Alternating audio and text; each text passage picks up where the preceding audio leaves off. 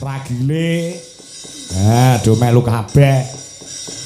Ngatur kok bawa pelok nduk saurunge lelagon saka BPD Desa Prajekan. Nyuwun lelagon Kusuma Wijaya, Tara Jonggrang Trisno Waranggana. Kagem Pemdes saha Bapak RT RW masyarakat Prajekan tansah guyub rukun bangun desa. Saking BPD. Bapak Nono raketang sedela, ketok suaramu siki. Bawa Bapak. Nggih. Bawa napa niki nggih? Nderek pokoke pelok kok ditibakne Kusuma Wijaya. Monggo. Bawa ngidam sari nggih? Boleh, boleh. Nanong. Wah.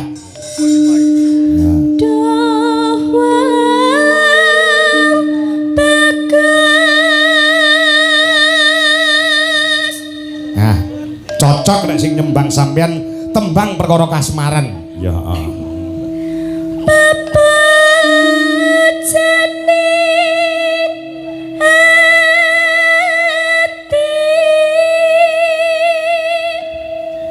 Rada ngempet sithik ya, Nduk? Nggih. Ora apa-apa. Kita kok suaramu rada metu bindeng-bindenge sithik ora apa-apa. Nggih, ngapunten nggih Pak nggih. Oh, ora apa-apa. Wis ta utuh panggan bayaranmu ora mungkin dipotong ya. Aku mambengi ke bar goro-goro medune ya ora dipotong karo sing nanggap. Aku mau bengi awakku puwanas ngono, Nduk. Sami nggih Pak. Wayangan wonten Purwodadi awak puwanas Nggih, lha niku tasik wonten bekasnya. Ini berarti infus. Opname nggih Bapak. Nggih, opname 2 jam. Alhamdulillah wis rada penak awake. Ayo, terus.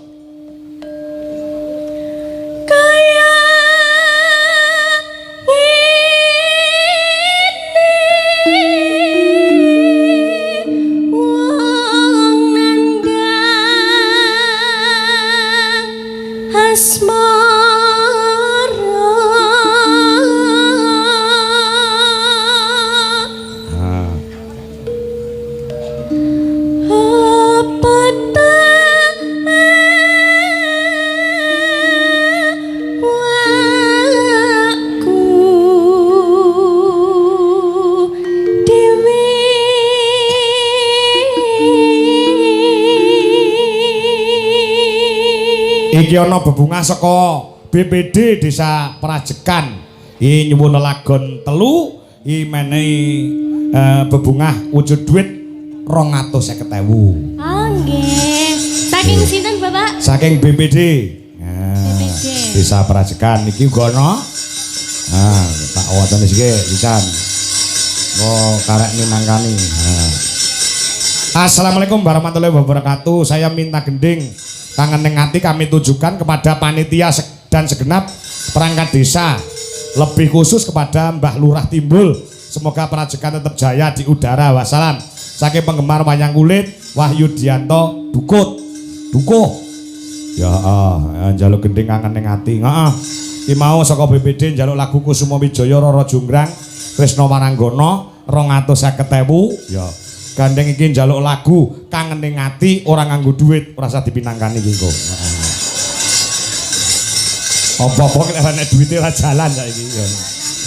Oh ngono. Dari perangkat desa Prajekan, nyuwun sesideman Gerajakan Banyuwangi pepeling gubuk asmara. Wah iya. Ya ana duwite ya iki. Ana. Ya iki sak mene kae iki. Lo. Pinten niku Pak? 500.000. Wow, 500.000. Heeh. Ki sing njaluk lagu renek duwite ki kono ora usah di.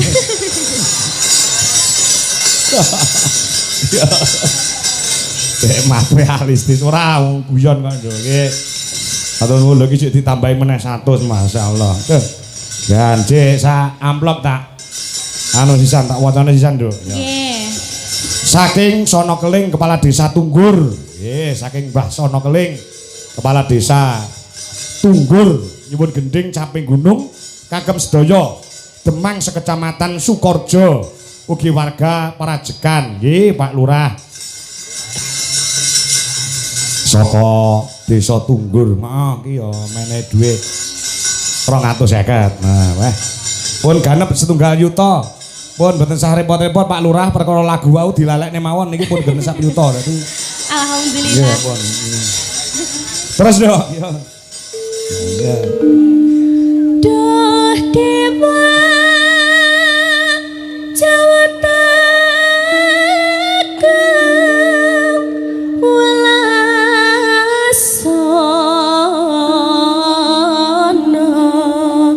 Mringwa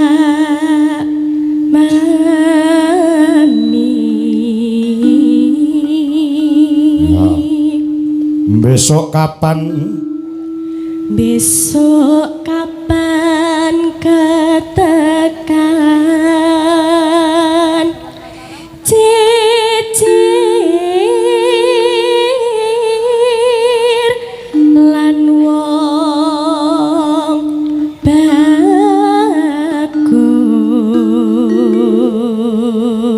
Ya rada ngempet-ngempet sithik ya nduk wong jenenge. Gorokan ki rada sulaya ki nyuwara ya rada. Sesuk gek bablas ning ndi sampean? Tanggapan ning ndi sesuk? Pinjing datang daerah Kediri mawon, Bapak. Bapak yo ning Kediri ki sesuk? Oh, nggih. Wonten ning Dungus Kunjang Kediri sesuk. Oh, nggih. Nggih. Pinjing nggih kalih jenengan to nggih tanggal Piro? 5. Oh iya. Tanggal 5 kali tanggal 6 nggih. Wah, aku lali nduk anggere.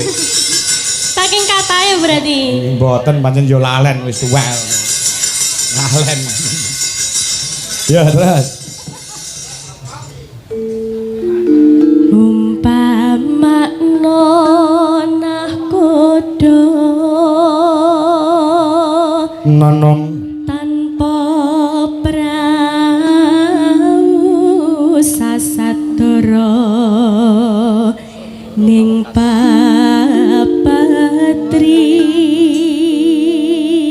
Jenengan ugi mriki to, Pak? Wah, adoh lho daleme. Wah, matur nuwun, matur nuwun. Penggemar berat kan nduk tang. Pundi, Bapak? Menika sing asta blangkon.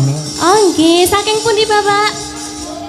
Pak Giun. Madiun. Madiun. Madiun. Oh, nggih. Pak Santo kira. Pak Santo. Asmara Santo. Mbah nuwun. Nyidam sari as. Nyidam sari as ngoro.